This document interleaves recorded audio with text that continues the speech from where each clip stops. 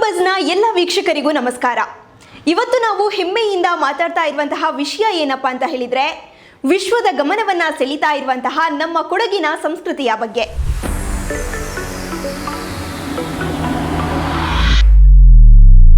ಕರ್ನಾಟಕದ ದಕ್ಷಿಣ ಪಶ್ಚಿಮ ಭಾಗದಲ್ಲಿರುವಂತಹ ನಮ್ಮ ಕೊಡಗು ಕೇವಲ ತನ್ನ ಹಸಿರು ಪ್ರಕೃತಿ, ಕಾಫಿ ತೋಟಗಳು ಮತ್ತು ಮಂಜಿನ ಬೆಟ್ಟಗಳಿಂದ ಮಾತ್ರ ಪ್ರಸಿದ್ಧಿಯಲ್ಲ.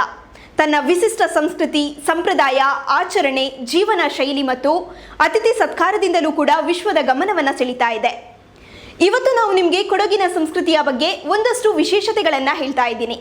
ನೀವೇನಾದರೂ ನಮ್ಮ ಚಾನಲನ್ನು ಫಾಲೋ ಮಾಡಿಲ್ಲ ಅಂತ ಹೇಳಿದರೆ ಫಾಲೋ ಮಾಡ್ಕೊಳ್ಳಿ, ದಯವಿಟ್ಟು ಸಬ್ಸ್ಕ್ರೈಬ್ ಮಾಡ್ಕೊಳ್ಳಿ, ಹಾಗೆ ಜಾಯಿನ್ ಬಟನ್ನ ಮೂಲಕ ಜಾಯಿನ್ ಆಗಿ ಸಣ್ಣ ಸಪೋರ್ಟನ್ನು ನೀಡಿ.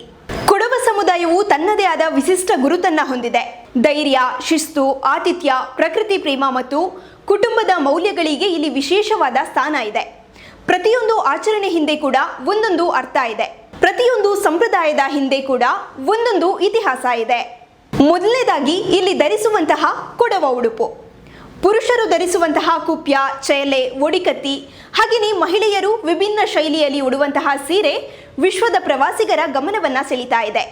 ಇದು ಕೇವಲ ಉಡುಪು ಮಾತ್ರ ಅಲ್ಲ, ಕೊಡವರ ಸಂಸ್ಕೃತಿ ಹಾಗೆ ಸ್ವಾಭಿಮಾನದ ಪ್ರತೀಕವಾಗಿದೆ. ಇಲ್ಲಿ ಆಚರಿಸುವಂತಹ ವಿಶೇಷ ಹಬ್ಬಗಳು ಮತ್ತು ಆಚರಣೆಗಳು. ಕೊಡವ ಸಂಸ್ಕೃತಿಯಲ್ಲಿ ಕುಟುಂಬ ಮತ್ತು ಪ್ರಕೃತಿಗೆ ವಿಶೇಷವಾದ ಗೌರವ ಇದೆ. ಭತ್ತದ ಗದ್ದೆಯಲ್ಲಿ ಬಿಡುವಿನ ಸಮಯದಲ್ಲಿ ಆಚರಿಸುವಂತಹ ಕೈಲ್ಪೋದ್ ಹಬ್ಬದಲ್ಲಿ ಆಯುಧಗಳನ್ನು ಪೂಜಿಸಿ ವೀರತ್ವವನ್ನು ಸ್ಮರಿಸಲಾಗುತ್ತೆ. ಹಾಗೆ ಪುತ್ತರಿ ಹಬ್ಬವನ್ನ ಭತ್ತದ ಕೊಯ್ಲಿನ ಸಂದರ್ಭವನ್ನ ಸಂಭ್ರಮಿಸಲು ಆಚರಿಸಲಾಗುತ್ತೆ. ಕಾವೇರಿ ಸಂಕ್ರಮಣದ ಸಂದರ್ಭದಲ್ಲಿ ತಾಯಿ ಕಾವೇರಿಗೆ ವಿಶೇಷ ಪೂಜೆಯನ್ನ ಸಲ್ಲಿಸಲಾಗುತ್ತೆ.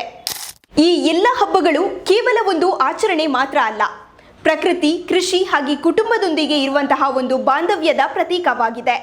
ಕೊಡಗು ಅಂದಾಕ್ಷಣ ನೆನಪಾಗುವಂತಹ ಮತ್ತೊಂದು ವಿಷಯ ಏನಪ್ಪಾ ಅಂತ ಹೇಳಿದ್ರೆ, ಕೊಡಗಿನ ಆಹಾರ ಸಂಸ್ಕೃತಿ. ಕೊಡಗಿನ ಆಹಾರವು ವಿಶ್ವದ ಗಮನವನ್ನ ನಾನಾ ರೀತಿಯಲ್ಲಿ ಸೆಳೀತಾ ಇದೆ. ಪಂದಿಕರಿ, ಕಡ್ಬುಟ್ಟು, ನೂಲ್ಪುಟ್ಟು, ಬೆಂಬಳೆ ಕರಿ ಸೇರಿದಂತೆ ಅನೇಕ ಸಾಂಪ್ರದಾಯಿಕ ಆಹಾರಗಳು ದೇಶ ವಿದೇಶದ ಪ್ರವಾಸಿಗರ ಮೆಚ್ಚುಗೆಯನ್ನ ಪಡಿತಾ ಇದೆ. ಜೊತೆಗೆ ಇಲ್ಲಿ ತಯಾರು ಮಾಡುವಂತಹ ಹಾಗೆ ಆಹಾರಗಳಿಗೆ ಬಳಸುವಂತಹ ಸಾಂಬಾರ ಪದಾರ್ಥಗಳು ಕೂಡ ವಿಭಿನ್ನ ರುಚಿಯನ್ನ ನೀಡುತ್ತೆ. ಕೊಡಗನ್ನ ವೀರರ ನಾಡು ಅಂತ ಕೂಡ ಕರೀತಾರೆ. ಸೇನೆಗೆ ಅನೇಕ ಶ್ರೇಷ್ಠ ಅಧಿಕಾರಿಗಳು ಹಾಗೆ ಸಾವಿರಾರು ಸೈನಿಕರನ್ನ ನೀಡಿದಂತಹ ಹೆಮ್ಮೆ ನಮ್ಮ ಕೊಡಗಿಗಿದೆ. ಜನರಲ್ ತಿಮ್ಮಯ್ಯ, KM ಕಾರ್ಯಪ್ಪ ಸೇರಿದಂತೆ ಅನೇಕ ಯೋಧರು ಕೊಡಗಿನ ಕೀರ್ತಿಯನ್ನ ವಿಶ್ವ ಮಟ್ಟಕ್ಕೆ ಕೊಂಡೊಯ್ದಿದ್ದಾರೆ. ಪ್ರವಾಸೋದ್ಯಮ ಮತ್ತು ವಿಶ್ವದ ಗಮನ. ಇಂದು ದೇಶ ವಿದೇಶಗಳಿಂದ ಸಾವಿರಾರು ಪ್ರವಾಸಿಗರು ಕೊಡಗಿಗೆ ಬರ್ತಾ ಇದ್ದಾರೆ.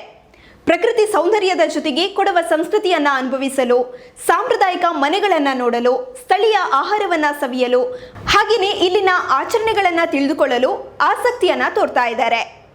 ಜೊತೆಗೆ ಮುಖ್ಯವಾಗಿ ಸಾಮಾಜಿಕ ಜಾಲತಾಣಗಳ ಮೂಲಕ ಕೂಡ ಕೊಡಗಿನ ಪ್ರಕೃತಿ, ಸಂಸ್ಕೃತಿ ಮತ್ತು ಜೀವನ ಶೈಲಿ ವಿಶ್ವದ ಮೂಲೆ ಮೂಲೆಗೆ ಕೂಡ ತಲುಪ್ತಾ ಇದೆ. ಕೊಡಗು ಕೇವಲ ಪ್ರವಾಸಿ ತಾಣ ಮಾತ್ರ ಅಲ್ಲ, ಅದು ಒಂದು ಸಂಸ್ಕೃತಿ, ಒಂದು ಪರಂಪರೆ, ಒಂದು ಜೀವನದ ಮೌಲ್ಯ.